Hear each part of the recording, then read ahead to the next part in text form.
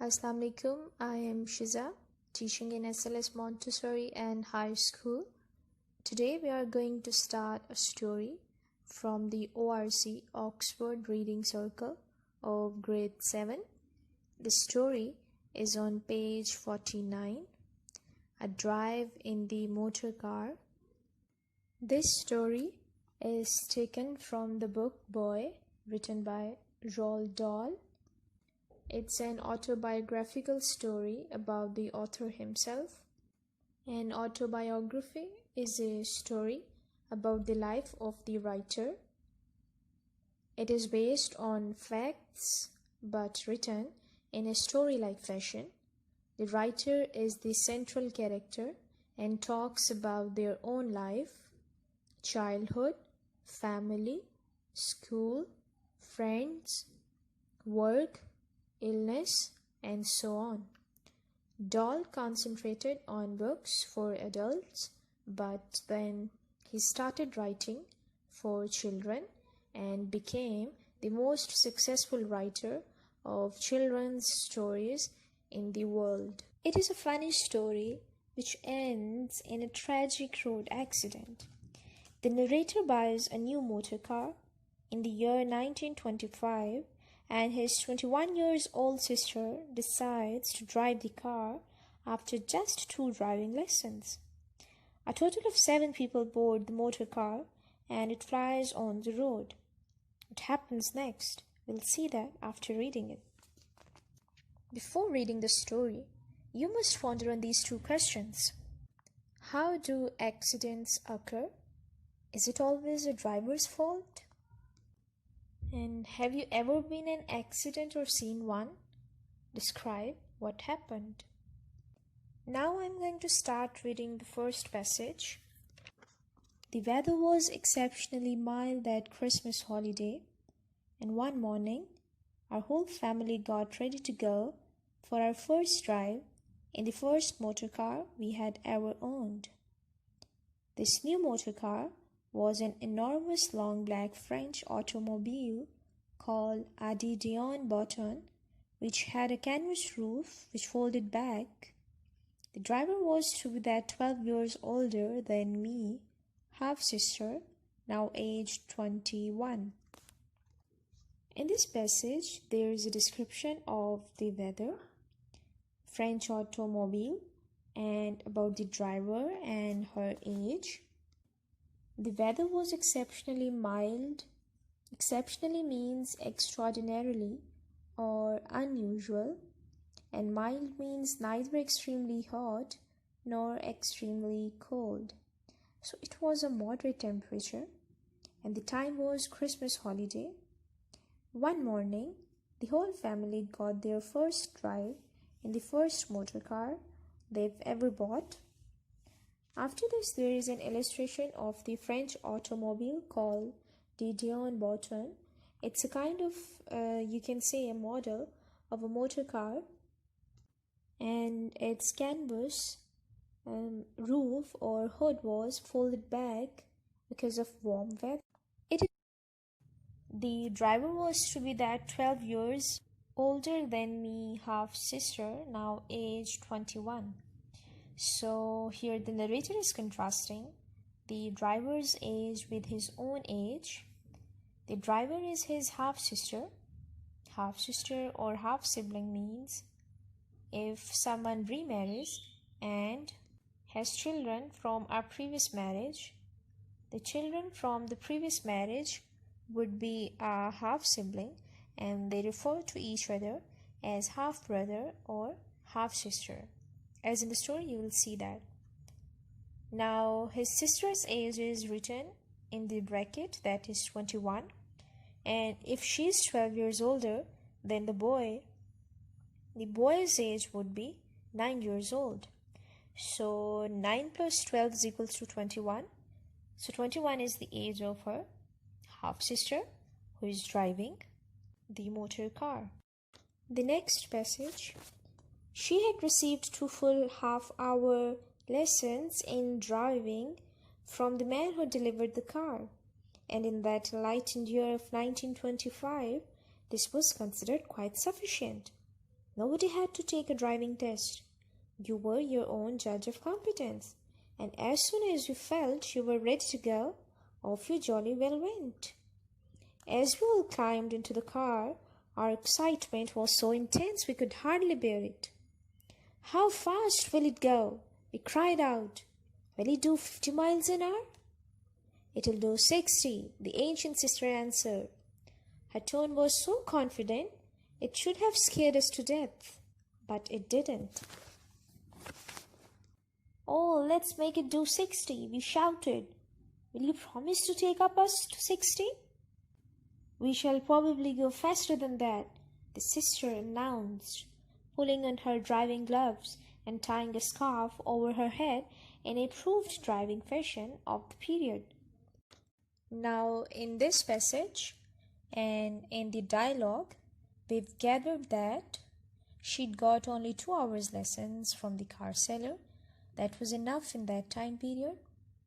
There wasn't any driving test that time. Off you jolly well went means that you are ready to enjoy out if you think you can drive. They all were highly excited when they climbed into the car.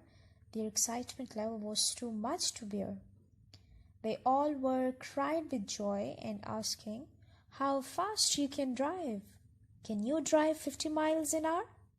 Ancient sister answered in a very confident tone, "It will go 60. Although she was inexperienced, she was so confident, and the author understood that she was covering herself. Her voice should have scared them, but the truth was they were not scared. In excitement, they forcing their ancient sister that, "Will you drive faster than that?" And the sister, through her body language, seemed too confident, but at heart she knew about her poor driving skills. The word ancient here indicates the large gap in age. She is of 21 years old and the author is of 9. The sister is really not ancient, he only felt so. The next passage. The canvas hood had been folded back because of the mild weather, converting the car into a magnificent open tourer. Up front, there were 3 bodies in all. The driver behind the wheel, my half-brother, aged 18, and one of my sisters, aged 12. In the back seat, there were 4 more of us, my mother, aged 40, 2 small sisters, aged 8 and 5, and myself, aged 9. Our machine possessed one very special feature which I don't think you see on the cars of today. This was a second windscreen in the back solely to keep the breeze off the faces of the backseat passengers when the hood was down. It had a long central section and 2 little end sections that could be angled backwards to deflect the wind. We were all quivering with fear and joy as the driver let out the clutch and the great long black automobile leaned forward and stole into motion. "Are you sure you know how to do it?" we shouted. "Do you know where the brakes are?" "Be quiet," snapped the ancient sister. "I've got to concentrate." In these lines, the narrator tells us that because of folded hood, the car looked grand in appearance, and other than that, the ages of all the family members have been mentioned. And the author gives us details of the second windscreen because it was a special feature of the cars of that time we do not get to see today. It was meant to keep the breeze off the faces of the backseaters. There was one long section in the center and 2 end sections to divert the wind. The narrator gives details of the second windscreen because he hit himself against it, which led his nose nearly being cut off. We have also observed that they all were having the mixed feelings of fear and joy as the driver released the clutch, and as a result, The motor car bent and started moving. Everyone shouted at her, inquiring about the brakes. "Stay quiet," the ancient sister responded in a sharp and abrupt voice. "Let me concentrate." The next passage. Down the drive we went and out into the village of Llandaff itself. Fortunately, there were very few vehicles on the roads in those days. Occasionally you met a small truck or a delivery van, and now and again a private car, but the danger of colliding with anything else was fairly remote so long as you kept the car on the road. The splendid black tourer crept slowly through the village with the driver pressing the rubber bulb of the horn every time we passed a human being, whether it was a butcher's boy on his bicycle or just a pedestrian strolling on the pavement. Soon we were entering a countryside of green fields and high hedges with not a soul in sight. "You didn't think I could do it, did you?" cried the ancient sister, turning round and grinning at us all. "Now keep your eyes on the road," my mother said nervously. "Go faster," we shouted. "Go on, make her go faster. Put your foot down. We are only doing 15 miles an hour." From there on, they entered to the village Llandaff. Luckily, there were very few vehicles on the roads in those days. The word "fortunately" is used to indicate the good luck of the inexperienced driver. Although it was rare having any car, truck, or delivery van, crashing with anything else could be possible. There might be any bush or hedge, so there was a need to keep the car on the road. The marvelous tourer running slowly through the village, the driver was pressing horn even she crossed any pedestrian walking on the side path. This attitude also shows that she was an inexperienced driver, because usually we horn when we face any hurdle. There was not even a single person there when they entered a countryside of green fields and high hedges. Now we see these high hedges will become a good sign for them or not. The driver asked this question. "You didn't think I could do it, did you?" Because she had become comfortable and confident, as the area she was driving through then had no sign of people or vehicles. So she smiled in a way as she was showing to the passengers that she could drive so well.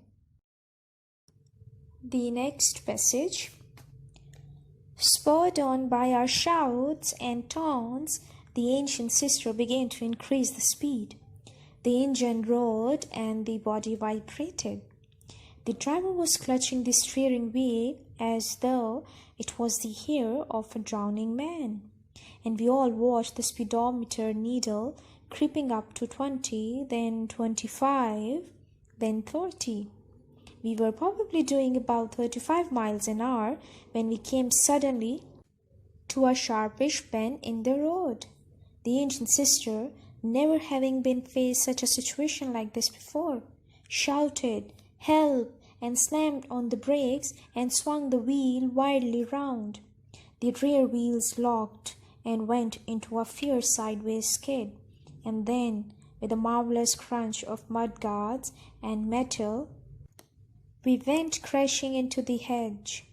The front passengers all shot through the front windscreen, and the back passengers all shot through the back windscreen. Glass flew in all directions, and so did we. My brother and one sister landed on the bonnet of the car. Someone else was catapulted out onto the road, and at least one small sister landed in the middle of the hedge. But miraculously, nobody was hurt very much except me. My nose had been cut almost clean off my face as I went through the rear windscreen, and now it was hanging on only by a single small thread of skin. My mother grabbed a handkerchief from her purse. She clapped the dangling nose back into the place fast and held it there. Not a cottage or a person was in sight, let alone a telephone. Some kind of bird started twittering in a tree further down the road. Otherwise, all was silent. My mother was leaning over me in the rear seat and saying, "Lean back and keep your head still." To the ancient sister, she said, "Can you get this thing going again?" The sister pressed the starter, and to everyone's surprise, the engine fired. "Back it out of the hedge," my mother said, "and hurry." The sister had trouble finding reverse gear. The cogs were grinding against each other with a fearful noise. "I've never actually driven it backwards," she admitted. Everyone, with the exception of the driver, my mother, and me, was out of the car and standing on the road. The noise of gear wheels grinding against each other was terrible. It sounded as if a lawn-mower was being driven over rocks. The ancient sister was using bad words and going crimson in the face, but when my brother leaned his head over the driver's door and said, "Don't you have to put your foot on the clutch?" Now we see that the driver was motivated by the taunts of the passengers. The engine started making loud noise and the motor car began to vibrate. The driver tried to grab the steering wheel as she is holding the hair of a drowning man. It is a comparison given there, and it is also said about someone who is in a very difficult situation and does his best to improve it. Suddenly, they faced a sharp and sudden turn on the road. The ancient sister had never faced such a situation before. She forcefully pressed the brakes. As a result, the wheel rotated in an out-of-control sliding motion with the crashing sound. All the passengers got out of the motor car, some from the front windscreen and some from the back. It was difficult to believe that no one was hurt except the boy. His nose was hanging only by a single small skin. His mother held his nose with a handkerchief. There was no one inside, not a cottage. There was only the sounds of birds. The mother said to the ancient sister, "Can you get this thing going again?" The driver tried to start it again, but the engine fired. The mother remained calm and collected and directed the car out of the hedge and to the doctor's. But the sister had trouble finding the reverse gear. The cogs were crushing against each other. Finally, the inexperienced driver admitted that she had no idea how to drive backwards. Afterwards, all the passengers came out of the car except the driver. Her face became very red because of embarrassment. All of a sudden, my brother looked into the car and saw the driver's foot on the clutch. Because of that reason, it wasn't moving. The harassed driver depressed the clutch pedal and the gears meshed, and 1 second later, the great black beast leapt backwards out of the hedge and carried across the road into the hedge on the other side. "Try to keep cool," my mother said. "Go forward slowly." At last, the shattered motor car was driven out of the second hedge and stood sideways across the road. "Jump back in the car," my mother cried. "We're going to the doctor." "There's glass all over the seats," they said. "Never mind the glass," my mother said. "We've got to get this boy to the doctor fast." The passengers crawled back into the car. The ancient sister managed to straighten the vehicle and get it pointed in the right direction. And then, at last, the once magnificent automobile tottered down the highway and headed for Dr. Dunbar's surgery on Cathedral Road, Cardiff. "I've never driven in a city," the ancient and trembling sister announced. "You are about to do so," my mother said. "Keep going." Proceeding at no more than 4 miles an hour all the way, we finally made it to Dr. Dunbar's house. I was hustled out of the car and in through the front door with my mother still holding the blood-stained handkerchief over my blood-stained nose. "Good heavens!" cried Dr. Dunbar. "It's been cut clean off." "It hurts," I moaned. "He can't go round without a nose for the rest of his life," the doctor said to my mother. "It looks as though he may have to," my mother said. "Nonsense," the doctor told her. "I shall sew it on again." "Can you do that?" my mother asked him. "I can try," he answered. "I shall tape it on for now, and I'll be up at your house with my assistant very soon." The stressed driver released the clutch and the motor car moved at full speed. She was instructed to go forward slowly. They all were headed towards the doctor. The motor car was moving in an unsteady way. The driver was trembling as she'd never driven in a city. Soon they reached to Dr. Dunbar's house. In this conversation, the first word is "good heavens." It means to express surprise. The doctor was surprised to see the nose. He made a guess that he might be spent his rest of the life without a nose, but he assured to his mother that he will sew it again. Huge strips of sticking plaster were strapped across my face to hold the nose in position. Then I was led back to the car and we crawled the 2 miles home to Llandaff. About an hour later, I found myself lying on the nursery table. Strong hands held me down.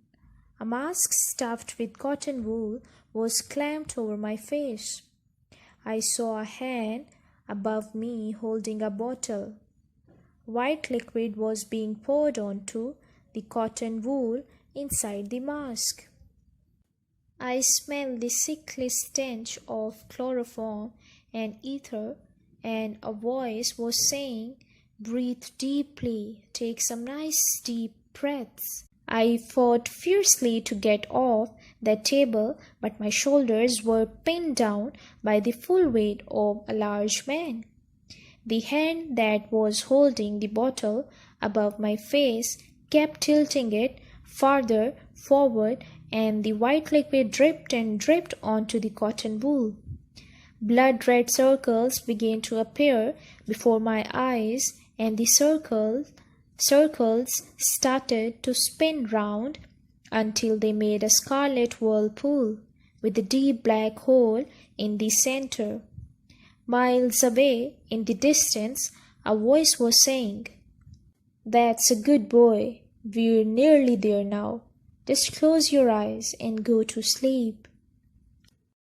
I woke up in my own bed with my anxious mother sitting beside me, holding my hand. "I didn't think you were ever going to come round," she said. "You've been asleep for more than 8 hours." "Did Dr. Dunbar sew my nose on again?"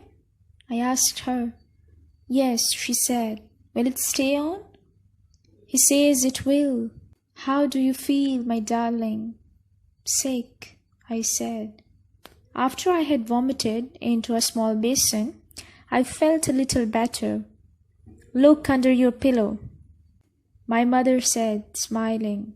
I turned and lifted a corner of my pillow, and underneath it, on the snow-white sheet, there lay a beautiful golden sovereign with the head of King George V on its uppermost side. "That's for being brave," my mother said. "You did very well. I'm proud of you." There were huge strips of sticking plaster tied across his face to hold the nose. Afterwards, the doctor had to make the author unconscious so as to stitch his nose up. To administer the chloroform, they had to hold him down and stuff a mask with cotton wool over his face. If he had not been held down, he may have pulled away the bottle with the white liquid and stopped the doctor from completing the minor surgery. Nowadays, anesthesia is administered by injection. This takes only a few minutes to make a patient unconscious.